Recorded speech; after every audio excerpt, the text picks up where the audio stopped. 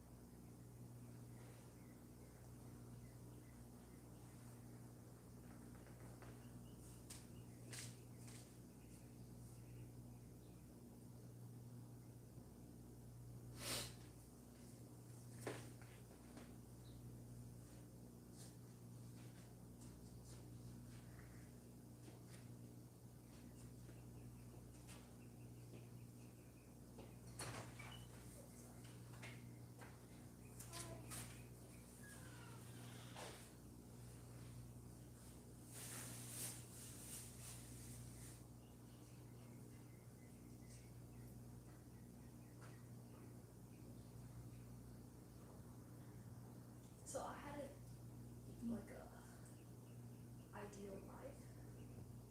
I was like chasing after. It's like a wand. So right now I'm letting go of that, just working in the present moment. Really good. It's really boring. We're not gonna explain about it. I know, it bothers me too, but I'm like I'm grossed out by it, you know. Yeah, me too.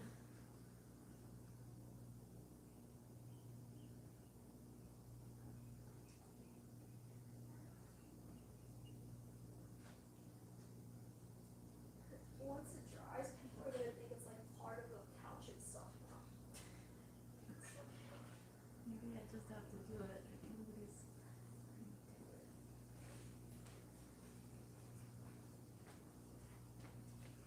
Here, here's parts.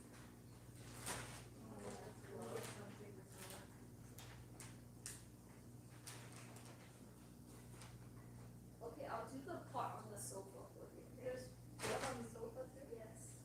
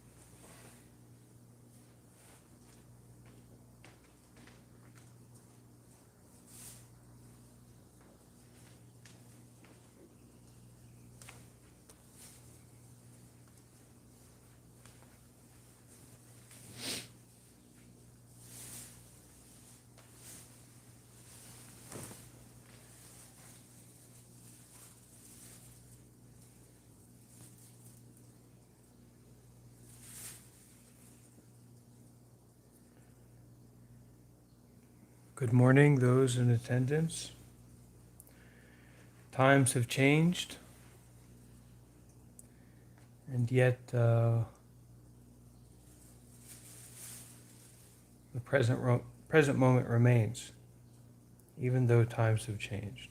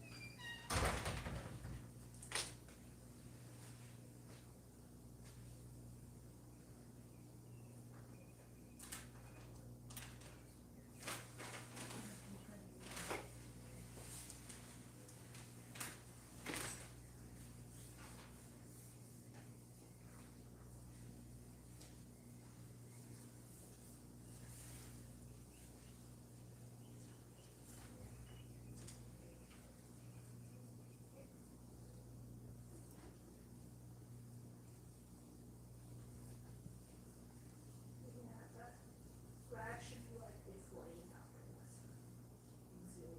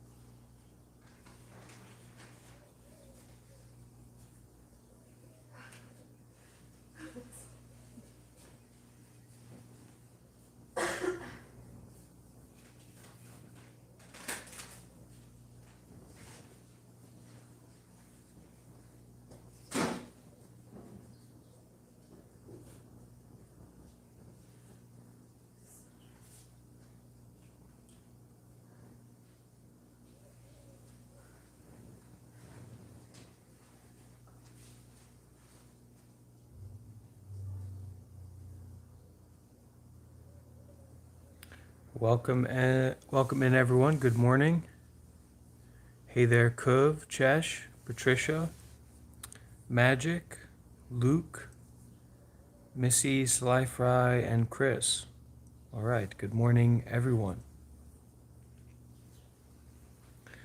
We'll be getting started in about 5 minutes, giving everyone a chance to join through the interwebs into our online gathering, our online temple space.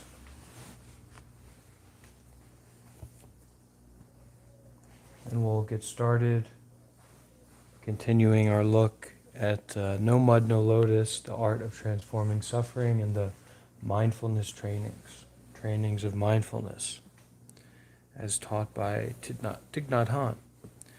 Hey there, Kuv.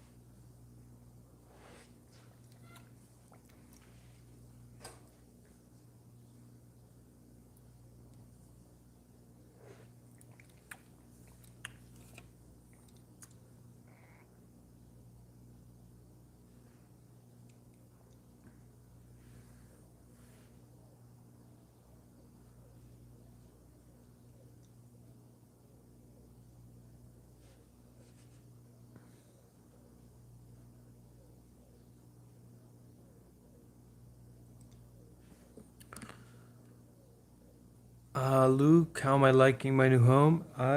It's okay. It's a very unique place. It's a very unusual place and not what you would imagine as a Buddhist temple, how it would operate. So we have homeless people coming here for shelter and food, and people with a drug addiction and uh, mental health issues, many kind of people like that coming here. So the situations that you imagine would go along with a homeless shelter or something like that, many of those situations happen here. It's not somewhere in a village, it is, well, it's in the village of LA, of Los Angeles.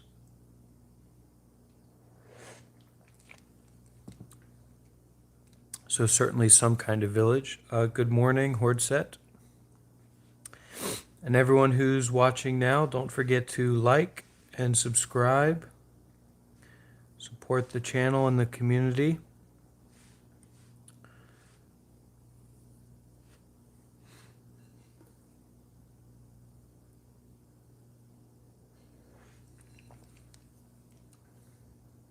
In just a few more minutes, we will get started. That's right, the location is given in the stream. It's very true. Anyone here is welcome to come by and visit my publicly shared location. And it is wonderful that this service is offered. I agree.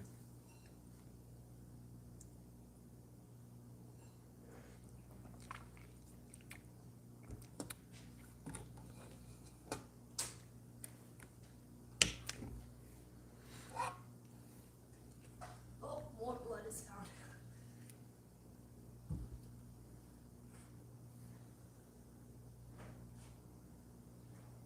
Would you like pizza, Monte? No, I'm giving a class now. Hey there, Atlas. Welcome.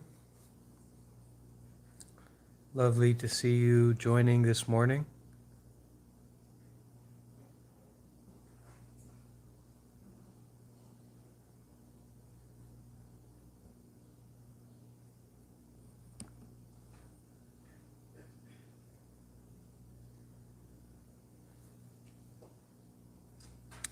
Any plans? Luke asking, any plans to visit the East Coast ever? Certainly. I plan to visit the East, and I suppose if you turn upside down, then the East Coast becomes the West Coast, and the West Coast becomes the East Coast. So depending on your orientation, I'm already in the East Coast, depending upon your orientation. I believe that's true. There may be some science there that I'm not aware of, but that's what sounds correct to me. So we're preparing in another 2 minutes here to begin with our reading, our exploration, our practice of mindfulness trainings as taught, as instructed by Thich Nhat Han.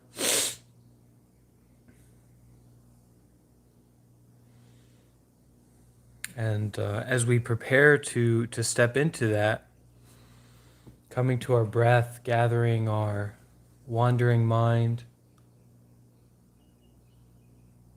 our story-based mind,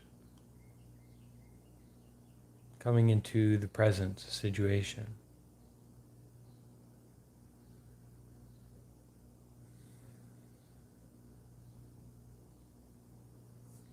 Settling in, settling down.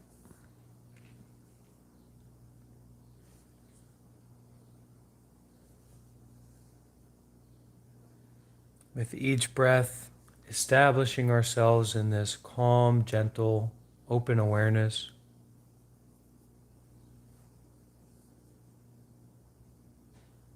This faith in mind or embodiment of non-duality, non-separation, moment-to-moment totality of existence that we are experiencing right here and right now.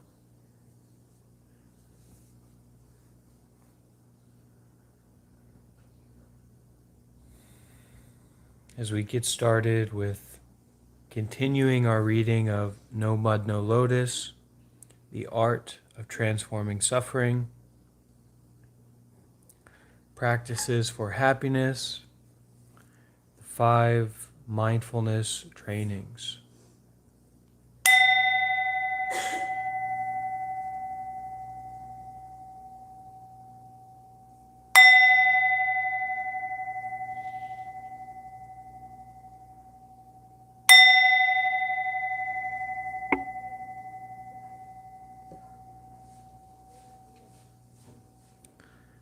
So allow us to begin, to invest and inquire into our spirituality.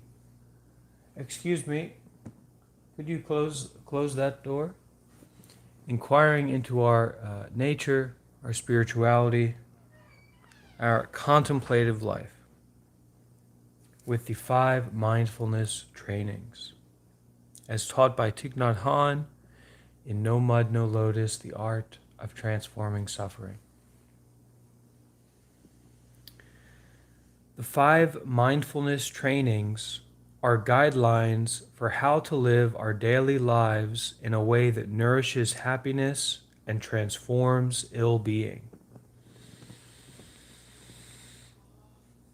The 5 mindfulness trainings are also the kind of thinking and acting that have the power to heal.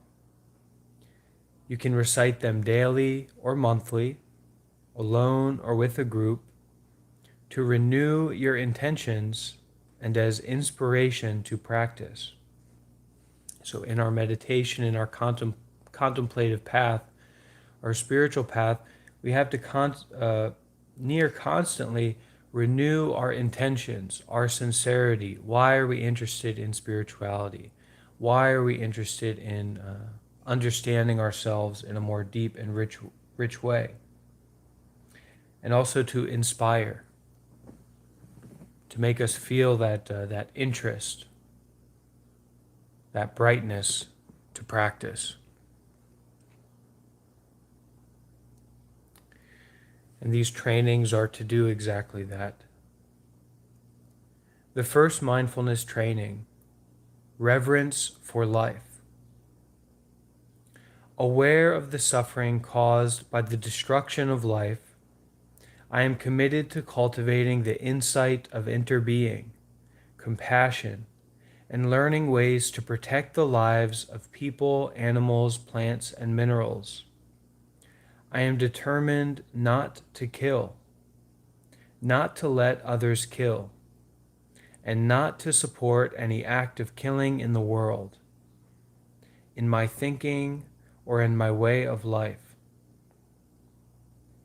Seeing that harmful actions arise from anger, fear, greed, and intolerance, which in turn come from dualistic and discriminative thinking, I will cultivate openness, non-discrimination, and non-attachment to views in order to transform violence, fanaticism, and dogmatism in myself and the world.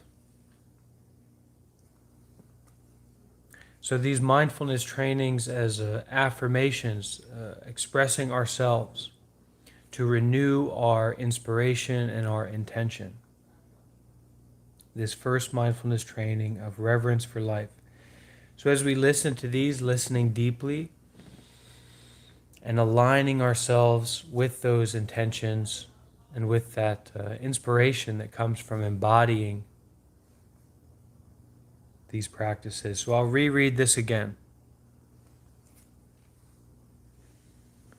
Aware of the suffering caused by the destruction of life, I am committed to cultivating the insight of interbeing, compassion, and learning ways to protect the lives of people, animals, plants, and minerals.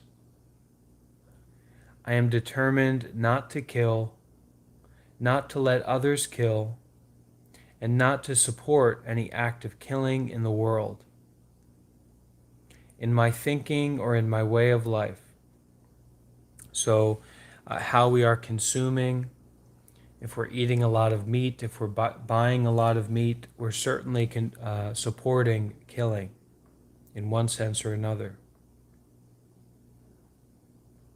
Seeing that harmful actions arise from anger, fear, greed, and intolerance, which in turn come from dualistic and discriminative thinking. So when we're angry, fearful, greedy, intolerant of others, this is all originating from a dualistic frame of mind, self and other, right and wrong. I'm the good one, they're the bad one. I will cultivate openness, non-discrimination, and non-attachment to views in order to transform violence, fanaticism, and dogmatism in myself and in the world. So that's the first mindfulness training, reverence for life.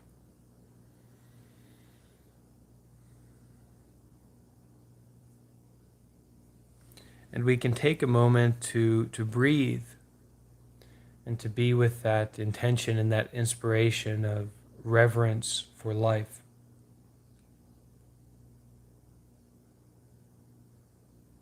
Acting in ways that don't support killing, violence, disrespect of others or ourselves.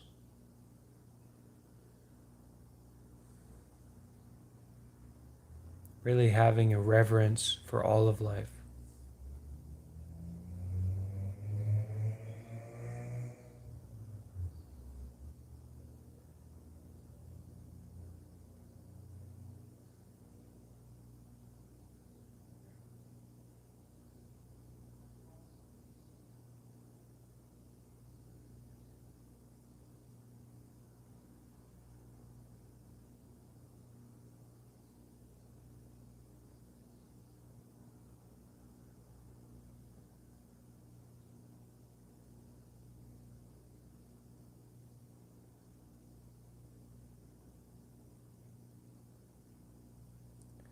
The second mindfulness training. And Lukulele asking in the live chat, what is interbeing? Interbeing is interconnectedness, that everything is in a state of being together. There's no separation. So within a flower, there are clouds. Within you, there is me. Within me, there is you. Total interbeingness, interconnectedness. Everything going together. Everything in relationship with every other thing.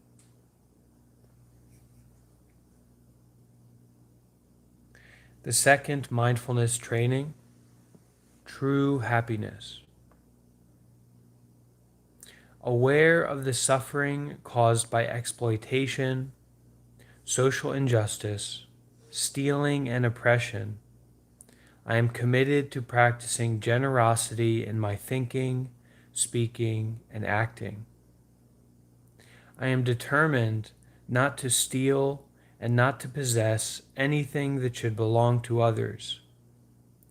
And I will share my time, energy, and material resources with those who are in need. I will practice looking deeply to see that the happiness and suffering of others are not separate from my own happiness and suffering. That true happiness is not possible without understanding and compassion. And that running after wealth, fame, power, and sensual pleasures can bring much suffering and despair. I am aware that happiness depends on my mental attitude and not on external conditions, and that I can live happily in the present moment simply by remembering that I already have more than enough conditions to be happy. I am committed to practicing right livelihood so that I can help reduce the suffering of living beings on Earth and reverse the process of global warming.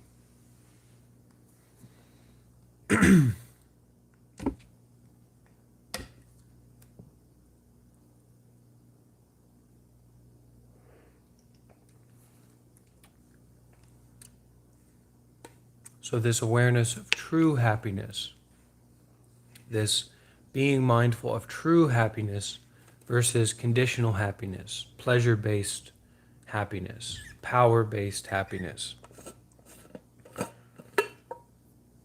So being mindful of true happiness, this is a training, and this can frame our mind to be in a way that's more able to cultivate peace. So I'll read this again. Aware of the suffering caused by exploitation, social injustice, stealing, and oppression, I am committed to practicing generosity in my thinking, speaking, and acting. I am determined not to steal and not to possess anything that should belong to others. And I will share my time, energy, and material resources with those who are in need. I will practice looking deeply to see that the happiness and suffering of others are not separate from my own happiness and suffering. So taking responsibility for ourselves, for those around us, for the entirety of the world. I will practice looking deeply to see that the happiness and suffering of others are not separate from my own happiness and suffering. That true happiness is not possible without understanding and compassion. And that running after wealth, fame, power, and sensual pleasures can bring much suffering and despair. I am aware that happiness depends on my mental attitude and not on external conditions. And then I can live happily in the present moment simply by remembering that I already have more than enough conditions to be happy. I am committed to practicing right livelihood so that I can help reduce the suffering of living beings on earth and reverse the process of global warming. We have some questions coming here in the live chat.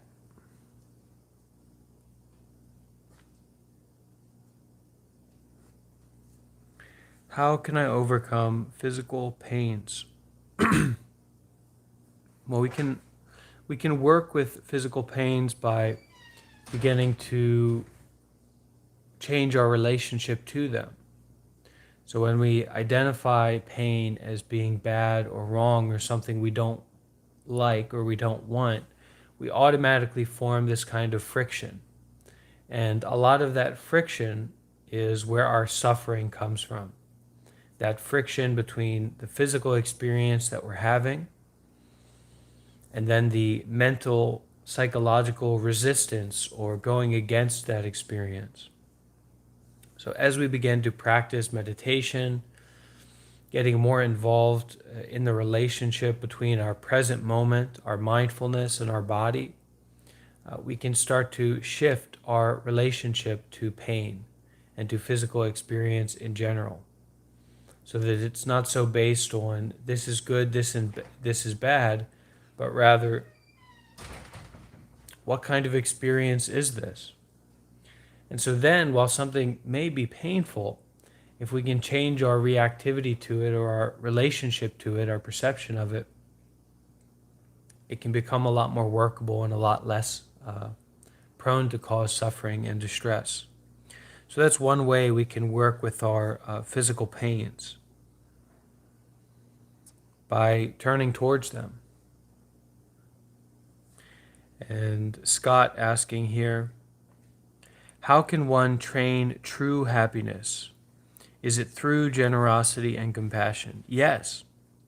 So Scott Murray, through lessening our ideals of what we imagine happiness to be. You know, we expect that for ourselves, we want things to be a certain way, then we will be happy. But of course it doesn't work like that. Even if you get everything to be exactly the way you want, that doesn't mean you're going to be happy. It depends on your mental conditions, your state of mind, whether or not you're happy. So when we're in those moments, when we feel that friction of, oh, I'm kind of doing my thing, but maybe someone needs our help, or the situation is not the way that we want it to be, if we can learn to practice compassion, generosity at that moment, we can cultivate true happiness, which is non-conditional, meaning that we don't need to depend on things being a certain way to be happy. And that doesn't mean we need to act a certain way in every situation, but what it means is that there's a real peace, a real happiness that's non-conditional, and then there's pleasure seeking based on a very small idea of ourself. So Thich Nhat Han saying here that other people's happiness, other people's suffering is also a part of our lives. It's not separate. And so using other people's suffering, other people's happiness as an opportunity to practice generosity, compassion, co-living or supportive engagement to those other people or to those conditions that may need our help is going to enrich our lives. And we can start to build that habit of non-conditional happiness. But it may be different from our expectations of happiness. We need to be aware of that our expectations of what happiness looks like and what happiness feels like are not necessarily viable. So even if you get $20,000 in the bank tomorrow, you may find a few hours later you're not happy. So realizing that as the truth, we can begin to change our activities to be more in line with what true happiness might be, which I would say comes from generosity and compassion.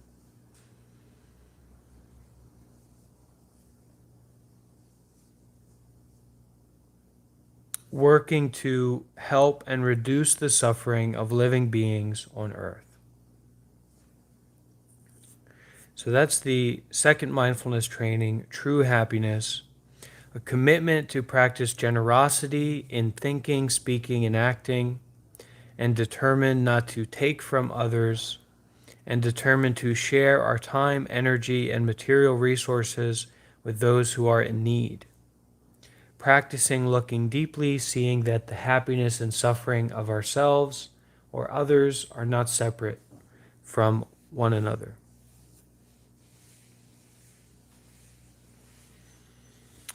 The third mindfulness training, true love. Aware of the suffering caused by sexual misconduct, I am committed to cultivating responsibility and learning ways to protect the safety and integrity of individuals, couples, families, and society. Knowing that sexual desire is not love, and that sexual activity motivated by craving always harms myself as well as others, I am determined not to engage in sexual relations without this energy of true love and a deep, long-term commitment made known to my family and friends.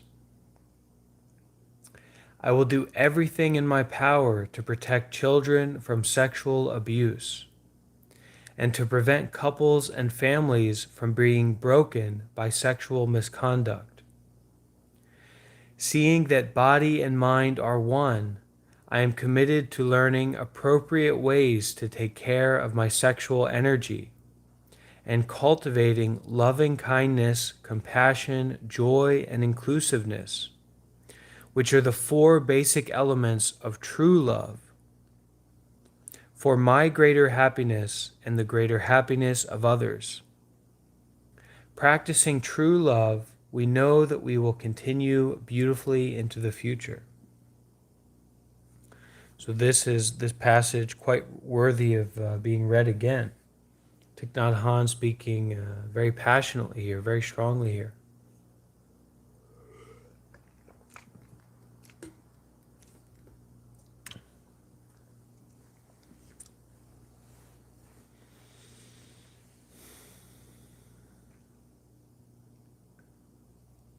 And sexual energy is very powerful, very deeply genetic, evolutionary. So it's important to be very aware of the problems that can come from sexual energy.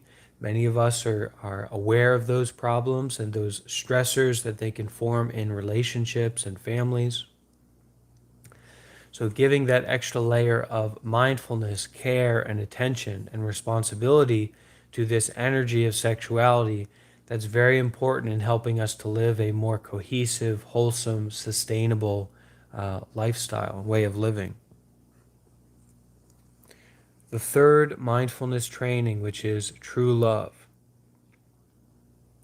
Aware of the suffering caused by sexual misconduct, I am committed to cultivating responsibility and learning ways to protect the safety and integrity of individuals, couples, families, and society. Knowing that sexual desire is not love, and that sexual activity motivated by craving always harms myself as well as others. I am determined not to engage in sexual relations without true love and a deep, long-term commitment made known to my family and friends. I will do everything in my power to protect children from sexual abuse and to prevent couples and families from being broken by sexual misconduct. Seeing that body and mind are one, I am committed to learning appropriate ways to take care of my sexual energy and cultivating loving kindness, compassion, joy, and inclusiveness, which are the four basic elements of true love. For my greater happiness and the greater happiness of others. Practicing true love, we know that we will continue beautifully into the future.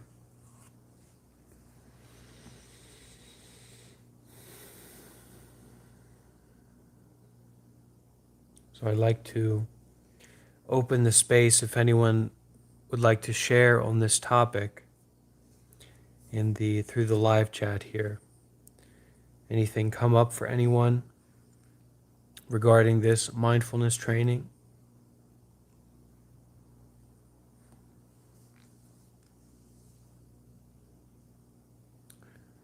Keeping in mind that this idea of true love here is loving kindness, compassion, joy, and inclusiveness.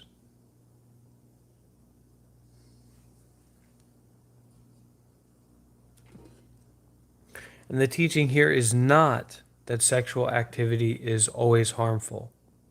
The teaching is that sexual activity motivated solely by craving or attachment is dangerous, quite problematic. Now, Thich Nhat Han is quite conservative in his teaching here. There's certainly an air of conservation, certainly here, but it's very true that sexual activity solely motivated by craving, maybe that's not necessarily always going to be a bad situation or a problematic situation, but it is treacherous territory. Very, very treacherous territory.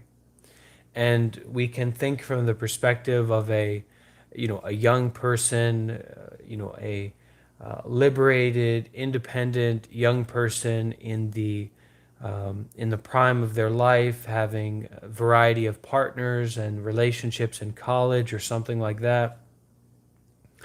You can make an argument that that's somewhat suitable for certain people. But in general, sexual activity that is solely motivated by craving or primarily motivated by craving is at the heart of sexual abuse, sexual assault. Any aspect of sexuality that is harmful to other people, the sole usually both individuals involved, certainly, is motivated primarily by craving. And so certainly consenting individuals can have a relationship with one another that's not inherently bad, but being aware that sexual activity motivated primarily by craving is kind of one of the main issues that we have in our society when it comes to sexuality. And Thich Nhat Han's teaching here is that when we are getting involved in sexual activity, we should be taking care of that in the way that it's cultivating, in one sense or another, loving kindness, compassion, joy, and inclusiveness. That all those should be alive when we're getting involved with this very powerful energy of sexual activity.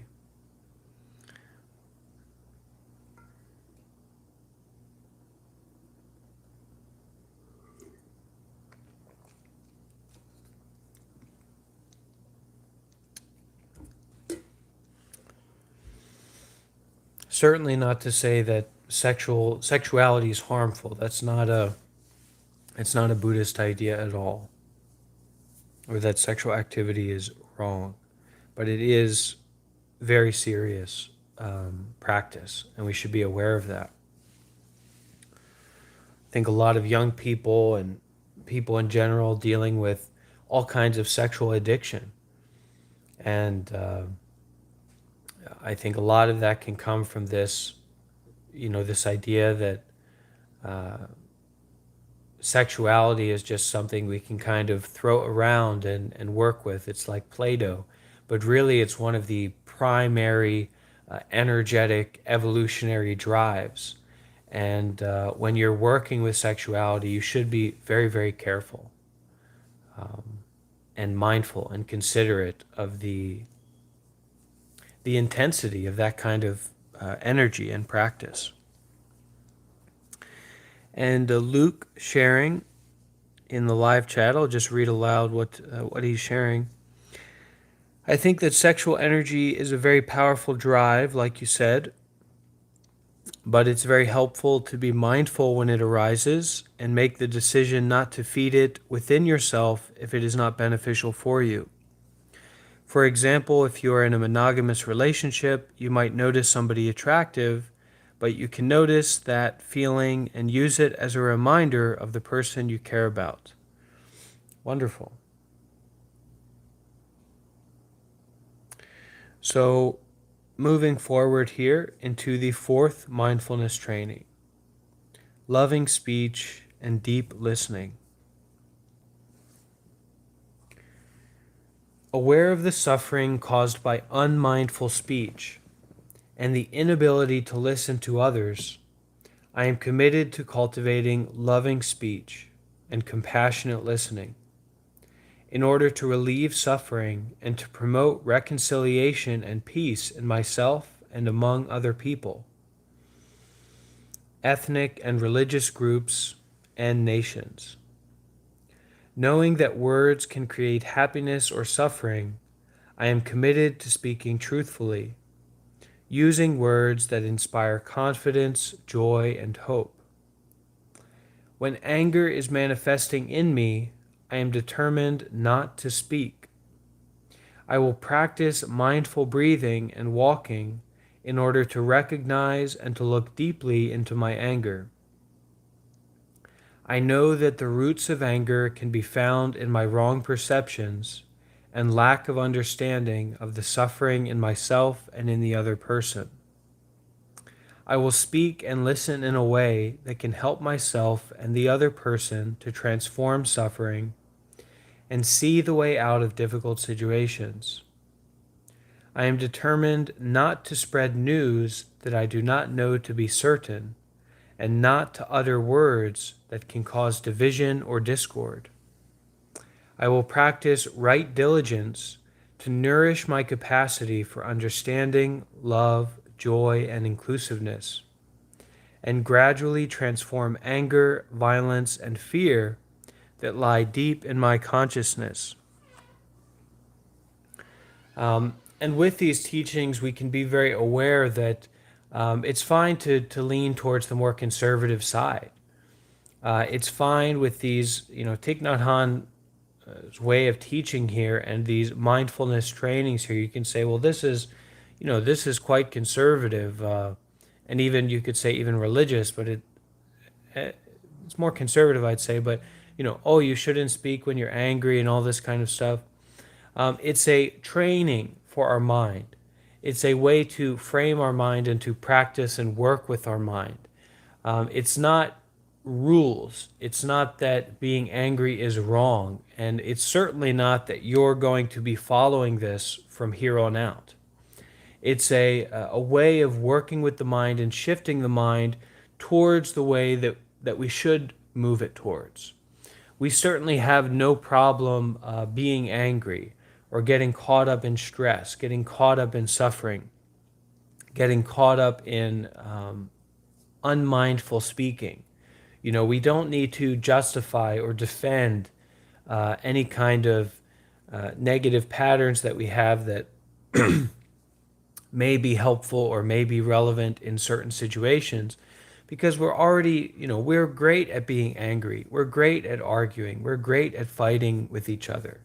That's not so much a problem for us as human beings in general, at least not for me. So I take these trainings as, these are the encouragements. These are tools and a way to speak to ourselves and work with our own mind to really move us in the right direction, the wholesome direction, to shift our mind a little bit more so we can remember when we get into those anger situations or those conflict situations, this teaching more so than we remember, I'm going to be angry, I'm going to fight. That's how I approach it.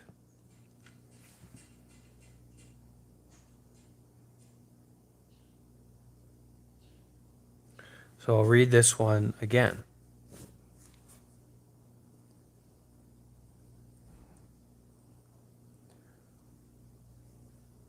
Loving speech and deep listening.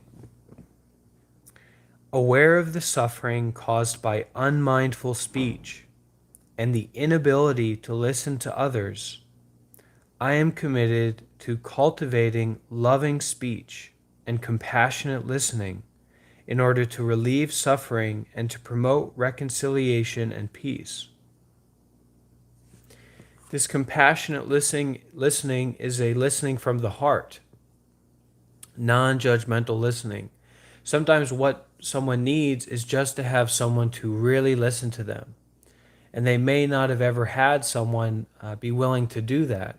So it's a gift that we can offer someone. It's a way that we can take care of those that we love, is just to listen to them wholeheartedly and compassionately without judgment. And loving speech, speaking in a way that also is non-judgmental, and the intention of that speech is not to solve a problem or to fix that person, but is just to help that person relieve suffering, to calm down, to relax, to open up, to feel loved.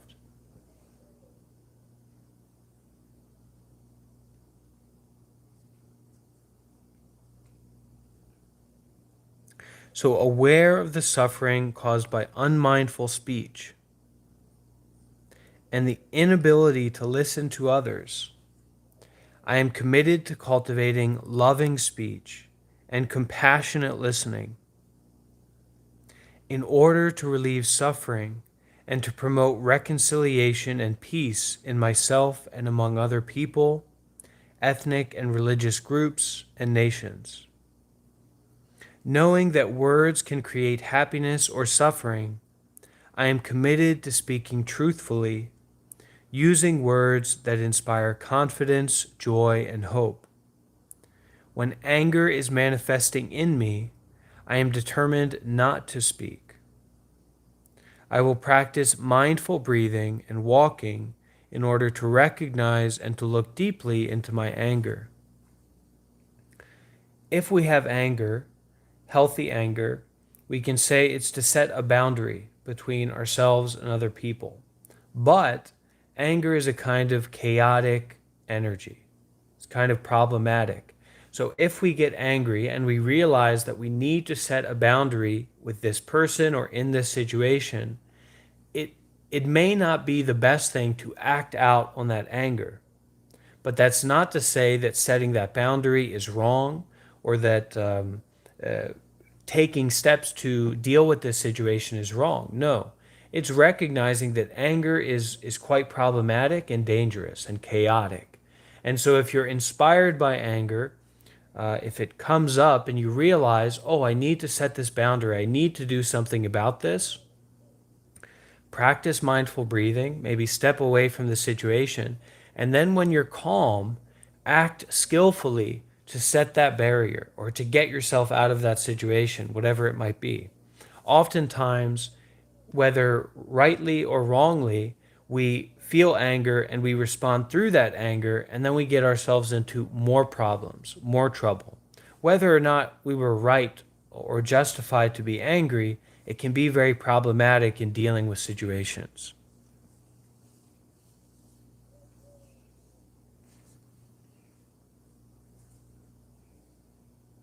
I will practice mindful breathing and walking in order to recognize and to look deeply into my anger. I know that the roots of anger can be found in my wrong perceptions and a lack of understanding of suffering in myself and in the other person. I will speak and listen in a way that can help myself and the other person to transform suffering and see the way out of difficult situations. I am determined not to spread news that I do not know to be certain, and not to utter words that can cause division or discord. I will practice right diligence to nourish my capacity for understanding, love, joy, and inclusiveness, and gradually transform anger, violence, and fear that lie deep in my consciousness.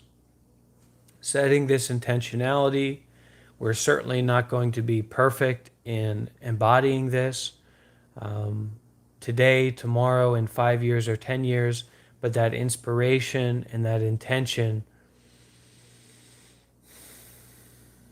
contributes to the health of our minds and the health of our communities. The fifth and final mindfulness training, nourishment and healing. Aware of the suffering caused by unmindful consumption, I am committed to cultivating good health, both physical and mental, for myself, my family, and my society by practicing mindful eating, drinking, and consuming.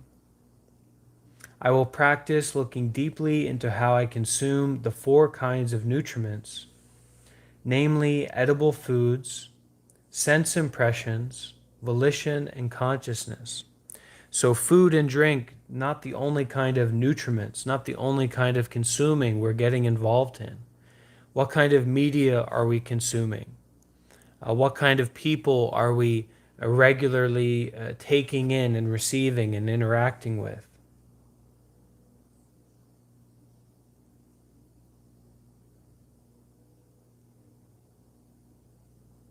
I am determined not to gamble or to use alcohol, drugs, or any other products that contain toxins, such as certain websites, electronic games, TV programs, films, magazines, books, and conversations. I will practice coming back to the present moment to be in touch with the refreshing, healing, and nourishing elements in me and around me, not letting regrets and sorrow drag me back into the past, nor letting anxieties, fear, or craving pull me out of the present moment.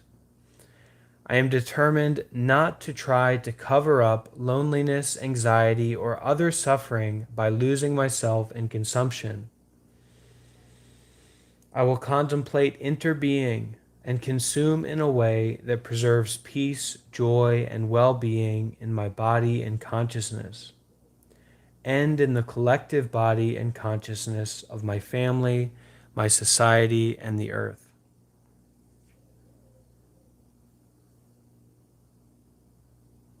Once again here, I will practice looking deeply into how I consume edible foods, sense impressions, volition, consciousness.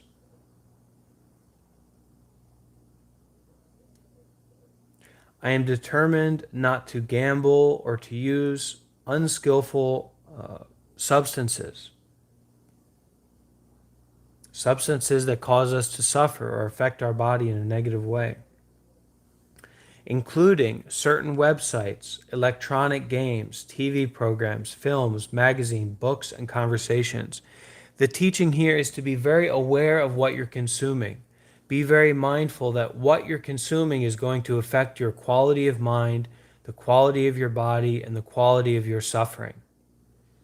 So it's that extra layer of awareness and mindfulness, not to just passively consume whatever kind of comes across us. What are we consuming and how is it affecting us? Very, very important.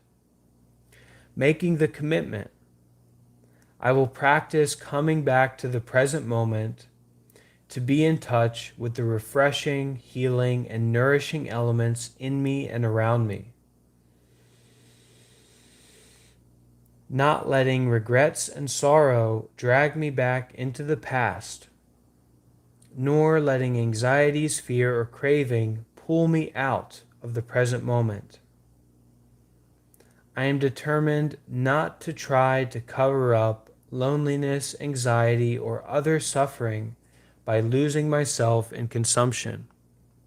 This is a very common problem, especially in the United States. Many people are deeply entrenched in obesity. This is a kind of covering up loneliness, anxiety, or other suffering by losing ourselves in consumption. And all of us do this to various degrees, various times.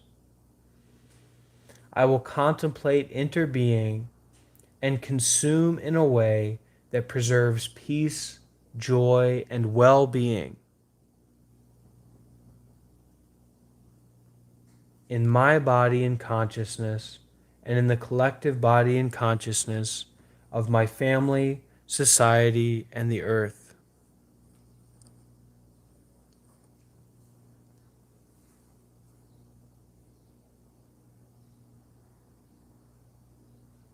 So we have just gone through the 5 mindfulness trainings, and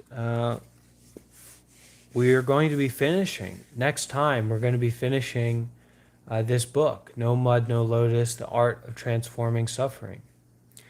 We've been going through this book for months as a community, and the next time we read it, we'll be finished with it. So, bringing to mind the intentionality and the inspiration of the 5 mindfulness trainings, which are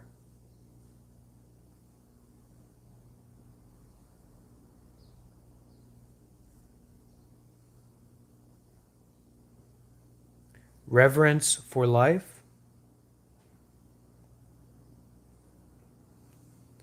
awareness of true happiness, not happiness according to getting our desires met or avoiding certain things, true love, which is the 3rd mindfulness training, true love, which is the love of cultivating loving kindness, compassion, joy, and inclusiveness. The 4th mindfulness training, which is loving speech and deep listening.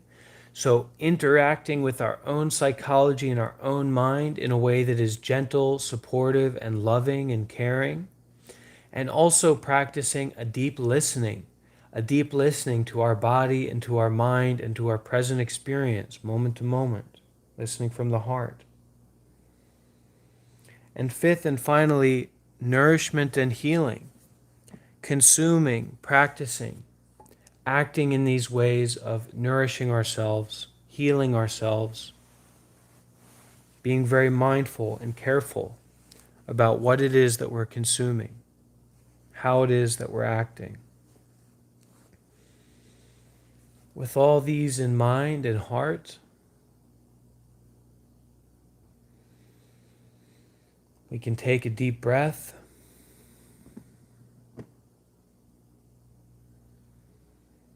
Settle into a comfortable position for the body.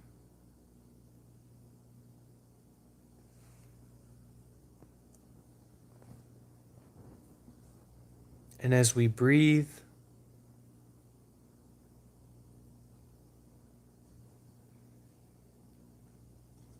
practicing meditation together for a few minutes, letting these teachings and these intentions showing up to ourselves in this way that cultivates peace, happiness, joy, and a loving relationship to ourselves and in the world. Sitting with that, breathing with that, noticing the mind as it jumps around, wanders around, settling on the breath and the body, moment to moment. We'll practice together in this way, not for very long, so let's do our best to tap in, beginning and ending with the sound of the bell.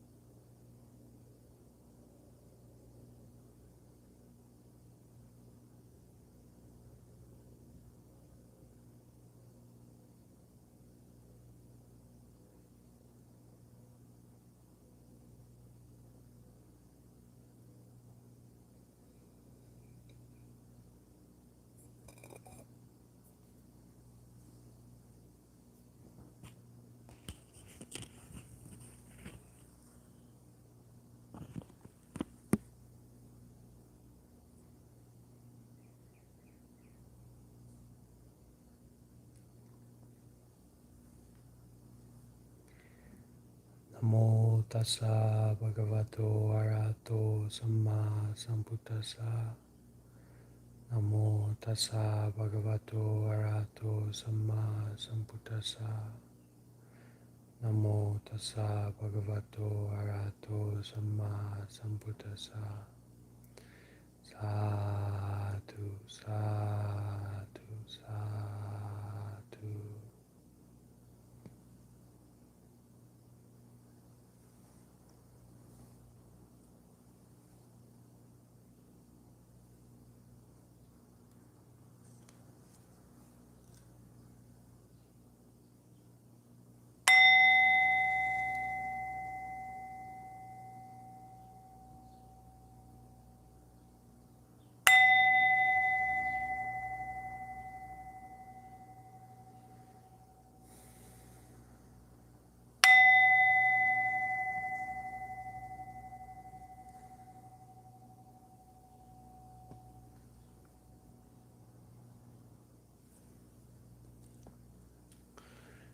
Thank you, friends, for coming together this morning and joining in our virtual space together, looking at spiritual teachings, wisdom of the ages. I hope this morning practice brought some benefit and peace into your life. Maybe set the tone for the rest of your day or the rest of your evening. I hope so. And looking forward to our next meeting, whenever that may be. See you again.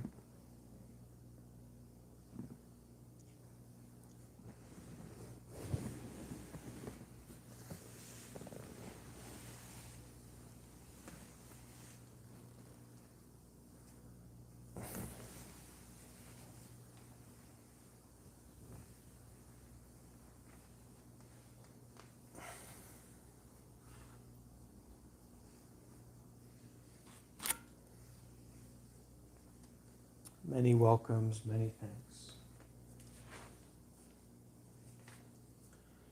Okay, goodbye everyone.